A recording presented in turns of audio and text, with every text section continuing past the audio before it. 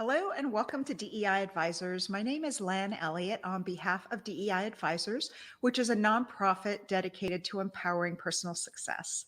And today I'm really happy to have as our guest advisor Rachel Vandenberg, who is the founder of The Travel Leader. She's also become a dear friend.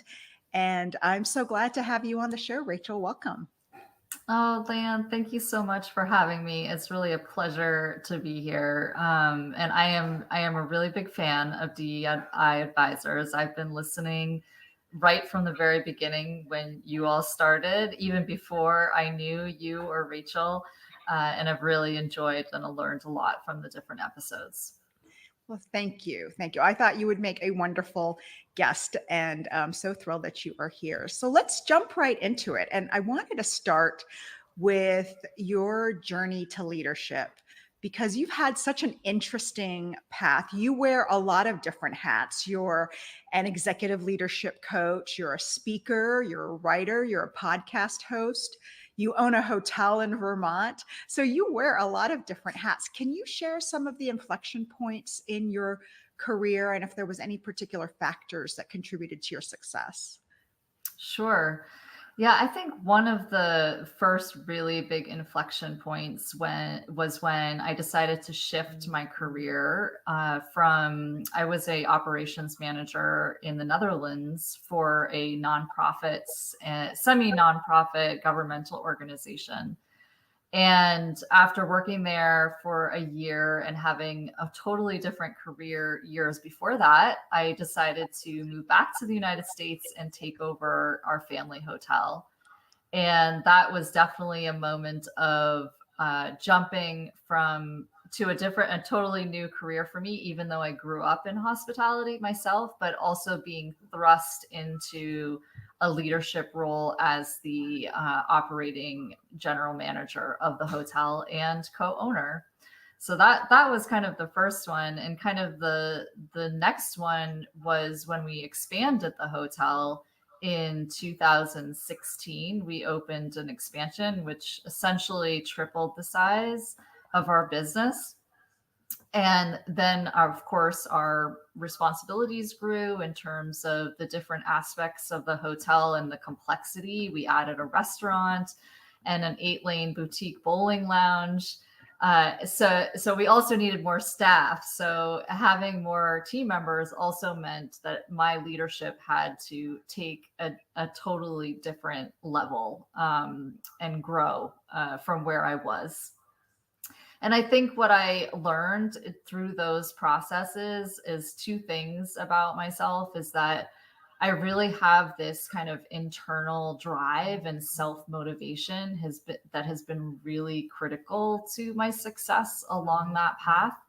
And with those kinds of obstacles and learning moments that come, on that journey, that, I was willing to every time to grow and learn and persevere through adversity. So that's kind of one of the big learnings. And I think the second was that no matter where I was, I had this desire to have an impact on other people, and to be in service of others. And it really didn't matter which career I was in, but those were always kind of like a consistent thread for me.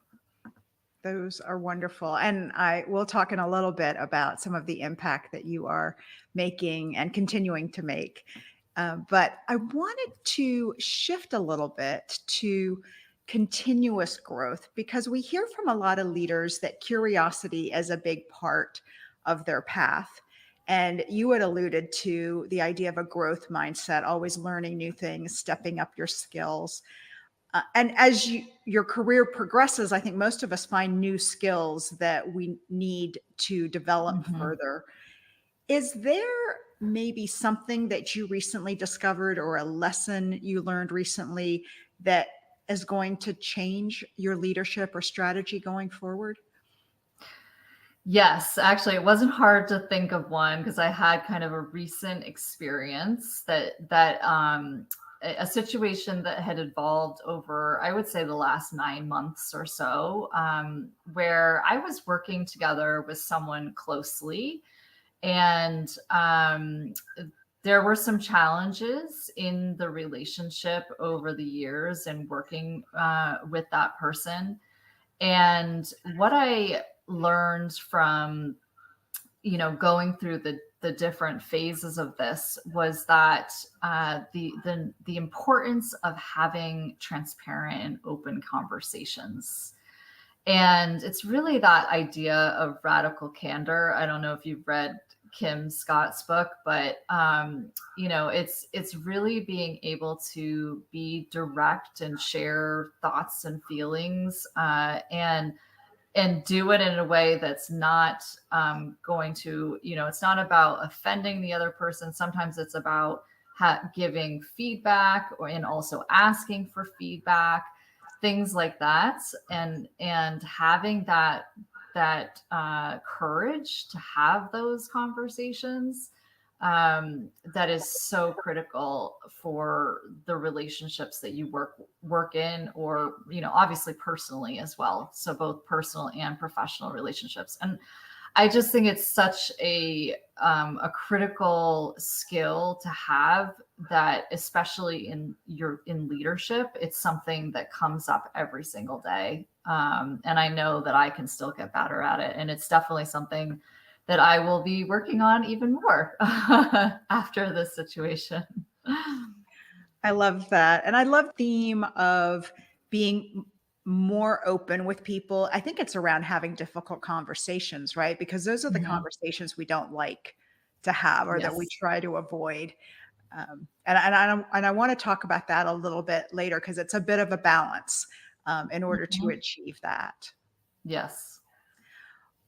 One of the things that we're collaborating on together is a project for the Women in Hospitality Leadership's Alliance, which was founded by Rachel Humphrey, our mutual friend. And you've also founded Accelerate Women Leaders in Travel. And this is all nonprofit work that you focus on. Can you share some of the advantages or lessons you've learned from doing nonprofit work? Yes. And I think, by advantages, you mean like the benefits of it. Yeah. I think for me, the biggest benefit of working for like volunteer nonprofit type initiatives is it really gives me a chance to have an outlet for my passion and my deep desire to, for and care for other people. And it's that outlet for making that impact, right? And doing something that's bigger than myself. So I think that's the biggest benefit in all of the volunteer work I do. And the lessons that I've learned from that work is that, particularly in environments where, these are usually situations where there's not a lot of resources, right? That's their volunteer. So that it becomes even more important to build a coalition of strong partners, and to find people who complement each other's strengths and build those relationships, and to have really clear alignment on purpose, vision, and values. And those things, that partnership, the relationships, and that alignment become the currency of that work. So even if there's no, money, or economic, core economic value being exchanged, it's those things which really are the glue that make the group work together well. So that's been something that's been important for me, and a big learning lesson about that type of work. Yeah, I remember when we first started the podium committee that we've been working on together. And the first thing you did is you went around and asked everybody their why. And why is this important to you? And that would have never occurred to me to do that. But it was such an important piece of helping us all gain alignment and understanding our common purpose, and why we were all bringing our individual selves to this effort.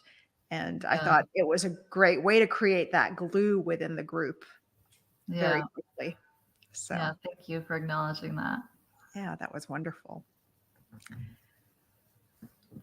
Well, I think as most people, you don't get to a certain point in your career without experiencing a few setbacks.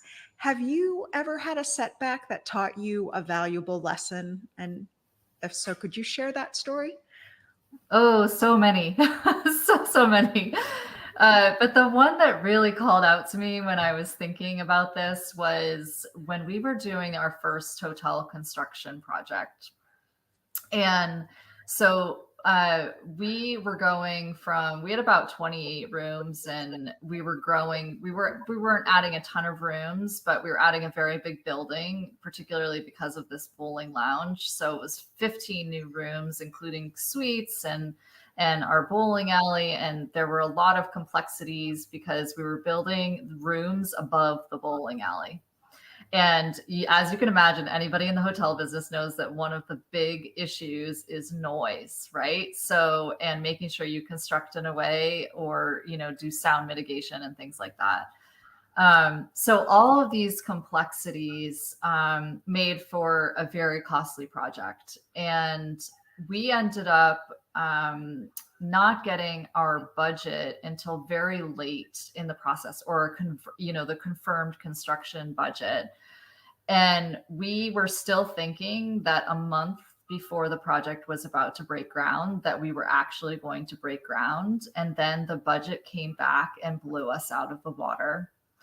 And as a result, the project immediately had to be put on hold. And at that point, we had no idea what we were going to do. And I think the thing that I really learned the most at that moment was what I had inside of me in order to pivot from that situation. And I remember just, having my moment of grief and, doing all of the things, being angry, being sad, shedding tears, whatever. That I slept a couple nights on it, and I just dug really deep, and I said, this needs to happen. We need to turn this around. How are we going to do it? And I just started making the next steps, one step at a time, reaching out to all the people involved, and how are we going to get this project on track so we can move forward with it. And it really just became about digging deep and learning that I had that within me, but in realizing that it's all about uncovering every stone possible, and using all your resources that you can and expertise that you have around you to overcome those challenges. I love so many things in what you just shared in that story. The first one that I really loved was the idea of taking space, right? You took a couple days to mourn the way you thought things were going to go, Mhm. but then you pull yourself together, and it's that grit and that persistence. You go back in and you're going to figure it out. But I also loved that you said you brought the team together and leveraged everybody's expertise. And it's so important. We're all stronger together. So I love that idea of gathering yourself, but then going back into it, but bringing everybody with you so that together you can come up with a better solution. Yeah, absolutely. I wanted to turn to the topic of overcoming self doubt because we're often our own biggest critics, and that noise in your head can get really loud, making us doubt ourselves. What are some of the strategies you use to stay positive? So I think, a lot of it has come down for me into, that idea of self-worth, right? And I definitely struggle with this all the time. And we know that there's a common term that's used for it. Imposter syndrome kind of comes up a lot when talking about this topic. I think what has helped me the most in those situations is really definitely self-care, and I do a lot of meditation and exercise to work through the stress of that when I'm feeling that. But also getting re-grounded and acknowledging, what I've accomplished and how I've achieved certain goals, and reflecting on my strengths, and what I have to offer and the value that I bring.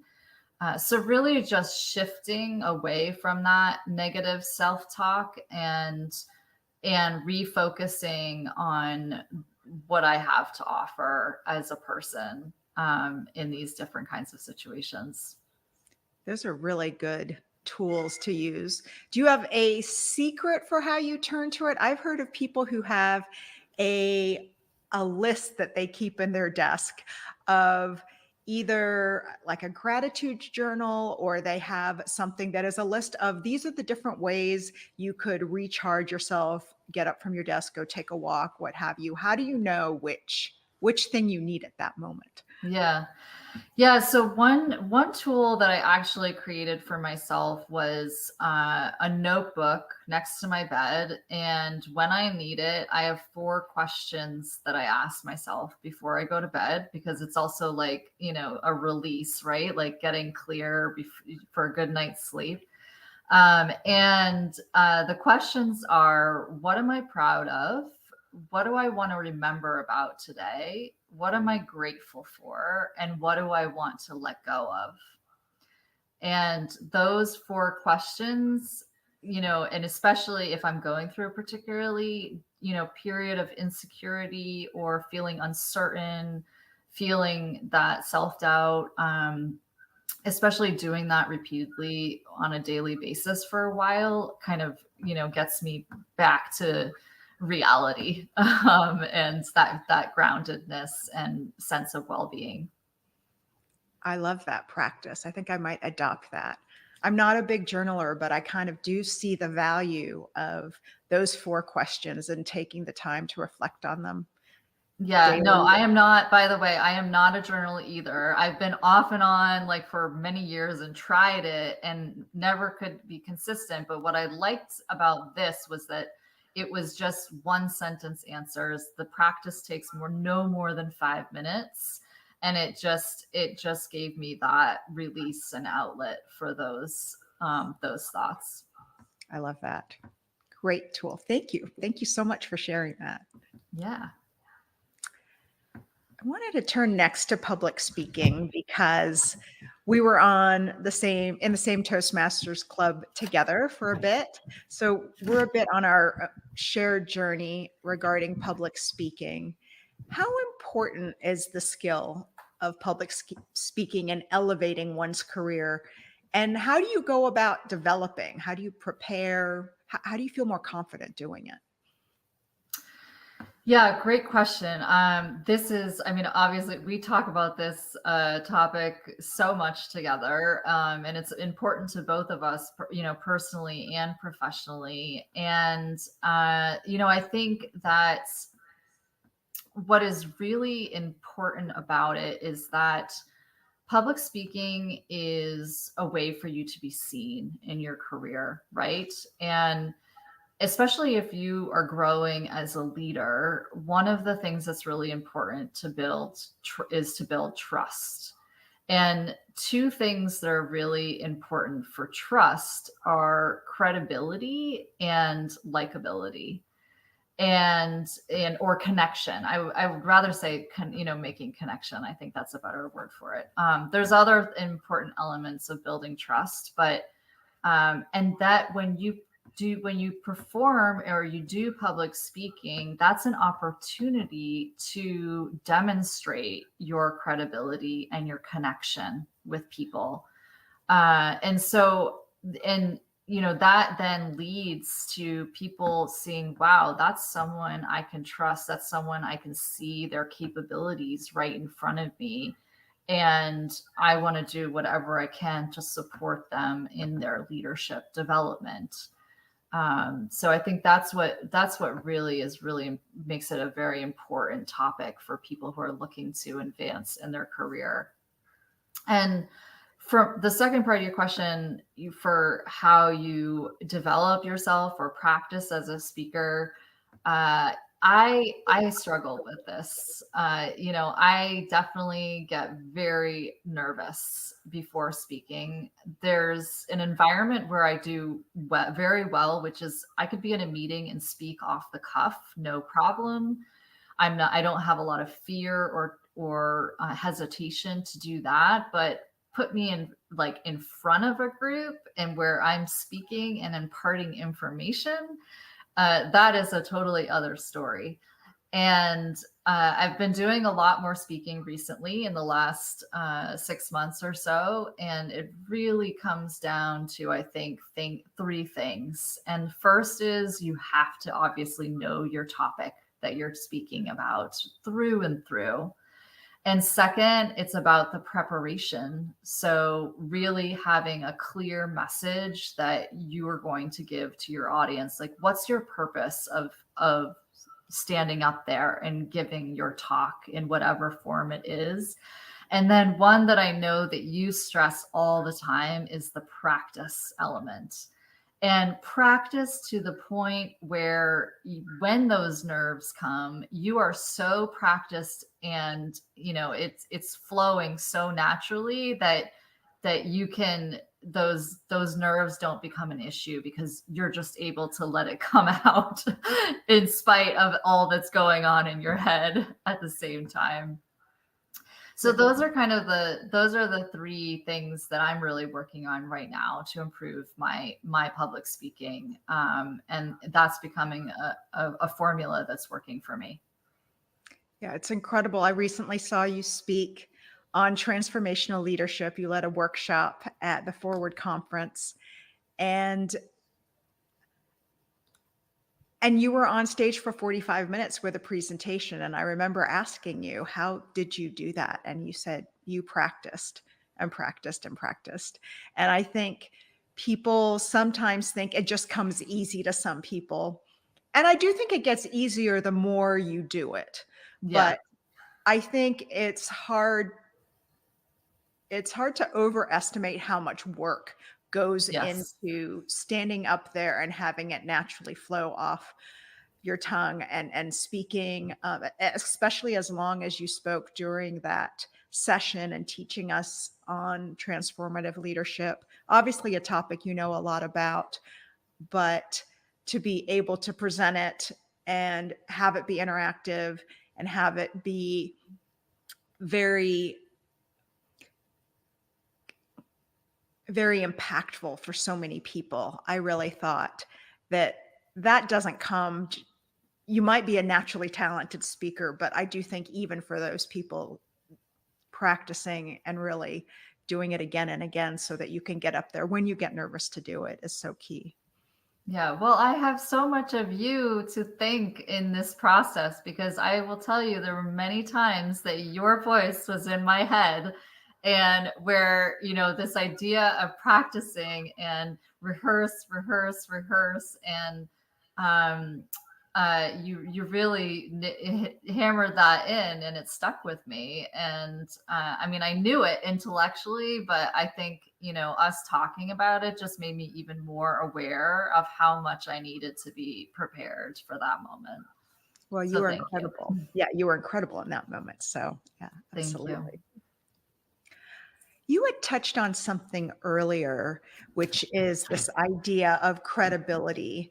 And you also talked on candor, doing it the right way, right? And I think one of the challenges that women leaders face is this perception that they can't be both competent and kind. You're Mhm. very competent and assertive. You're not really well liked. And so it makes it harder to get things done because you can't work across the organization as well. And on the other side, if you're really nice and kind, there is an idea that maybe you're just nice and you're not really very good at your job. And for some reason, women have to walk this tightrope between those two aspects in order to move forward. Can you talk about how you found the right balance in your career of being both competent and kind? Because I know you were both of those things. Yeah, well, I can tell you it's a work in progress because, I think earlier in my career, I definitely leaned towards the assertive side. And I had a lot of opinions, a lot of things to say, and wanted other people to hear them. So I definitely have more trouble coming more back to the middle in earlier years. And I think you know I think one of the challenges is that we kind of swing to each side of the pendulum in these kind of extreme ways sometimes. And I think you pointed out very well that it's really finding that balance between the two. And but even more importantly, what it comes down to, usually those situations when you're working, it's all about working with other people, right? And though when you're working with other people, it's all about relationships. And the core for me to relationships is building a connection with people. And that has to come first before, and building that foundation upon which you can then express and bring your ideas to the people that you're working with. And that, I think if you've built that foundation and that connection with people, that it does give you the ability to be assertive when you need to be. And it is all about how you're doing it. And it's about your composure in that situation, and how you treat people. Are you respectful? All of those kinds of elements. So a lot of it for me has really been trial and error and getting to that middle ground. But I think I've even more, because I was leaning to that other polar opposite side of assertiveness. I think for me it's been about first learning how to make connection with people and build upon that in those situations. I'm definitely in the same boat with you. I'm usually, when people describe me, direct is the word that comes to mind. And so I definitely share that idea that getting to know people, building relationships is really the first step, so that then it makes it a little bit easier afterwards. I also love this idea that people talk about along the same lines of, think of it as a relationship bank, right? You need to be making deposits because every once in a while you're going to need a withdrawal, but you don't want to Yes. show up with a withdrawal as your first interaction with people. So I Yes. I think love that knowing, metaphor. yeah, I think knowing who's going to be important in your life, knowing who's going to be important in the work you need to get done, as you said, right? You need to develop a relationship with those people. And then when things happen, or if there's a crisis or something like that, then you can actually lean on that relationship, and you'll get much further together in that way. So that's wonderful advice. Yeah. The only thing, I do want to point out, because I think what comes out in this topic is that there is sometimes a bias against women in particular. And I've definitely experienced that. I mean, there was a moment when I was serving on a board, and we had some conflict happening within this organization that I was working on this board for. And I was presenting an idea or an opinion about something in a meeting, and a fellow board member told me, "Well, we've heard enough of you now." And it was very clearly a kind of like, male female type thing, and it does happen. And I think it's important to acknowledge that we do sometimes face that bias.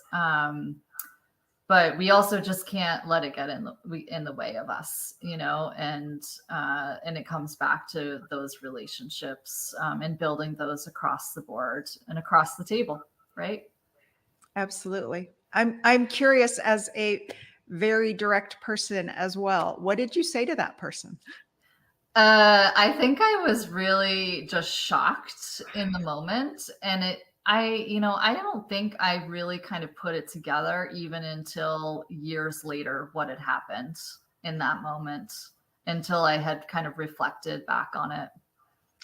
Yeah, I think sometimes we don't even realize it's happening in the moment. So Right. yeah, Yeah. sometimes you realize it years later, and then you have your comeback. Sometimes it comes to me 2 years later, and I could have. Right. DE&I is something that's very close to both of our hearts. I'm curious if you could share maybe one or two DEI initiatives that you're working on that you're most excited about. Sure. I think I've been interested in the topic, of DEI for many years. And going back into my college years, and quite honestly, for a while I definitely stepped back and became complacent, until, like many people during COVID and George Floyd and things like that, I was definitely reawakened, to the importance. And since then, the most important thing that I've learned that it starts with the inner journey. And it's just like leadership. DEI and doing that self-discovery is really the first step. And it starts with becoming aware of your values and beliefs. And, so I asked myself the question, am I someone who values other people's ideas? Do I carry the belief, that it's important to have other voices in the room? And so to answer your question, like, the first initiative was myself.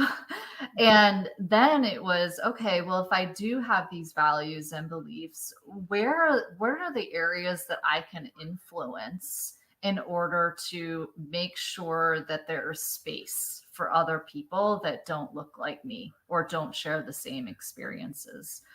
So, one of them is on my local tourism association. I serve on the board, and I've been president, in the past for 3 years.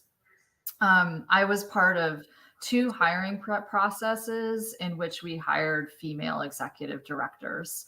And I'm really proud of that, that I was part of that, and able to really, to also, because of my, I think a lot of times what happens is that it's about your network. And again, going back to relationships. So that was really important. It wasn't just me. The women, obviously, the women themselves they were the best candidates without a doubt.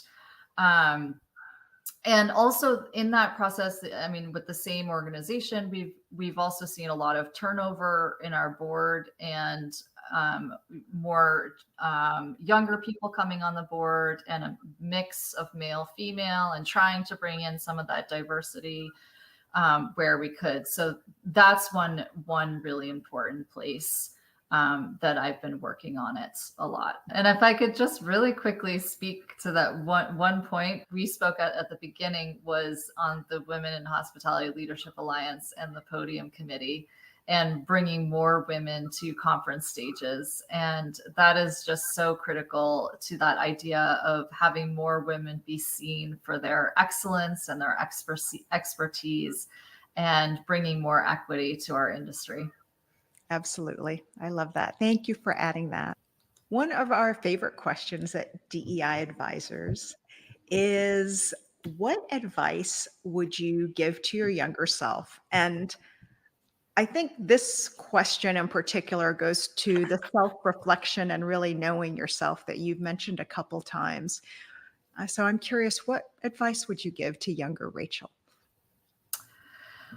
Well, I think I had referred to earlier that, early in my career, I was often giving my opinion about things. And so I think the advice I would give my younger self would be that I need definitely to listen more, and going back to that idea of being curious, asking questions, and really challenging that belief that the smartest person in the room is the one who talks all the time, because that's actually often not the case. So true. So true. We had someone who said when there was a problem that was being discussed and no one had an answer, her solution was usually to turn to the quiet person because a lot of times they might actually have the answer. They're just quiet about it and sitting there while everyone else is talking more loudly. Yeah. Yeah. Well, as I feared, we would run short on time. So I have time for one final question, Rachel. And that is keeping in mind the mission of DEI advisors, which is around empowering personal success. Do you have one last nugget of advice for our viewers? Sure. That advice would be to, I think as we're growing and in our careers, and reaching after new goals, it's always really good to look around you. What kind of support do you need to get there? And obviously, I'm very biased because I'm a coach myself, but I think one of the best things you can do is work on your personal and professional development. But it could be working with a coach, but it could also be just in constantly learning and reading things and speaking to other people and learning from their experiences. The more that you can do that and see those different perspectives and find those pieces of support from your surrounding, the better. I love that. Well, that is a wonderful note to end on. Thank you so much for being on, Rachel. And thank you for all that you do to advance women, to advance others in our industry. I really appreciate you. And for our audience, if you've enjoyed this conversation with Rachel, I hope you'll go to deiadvisors.org where you can find other interviews with industry leaders. Thank you. Thank you.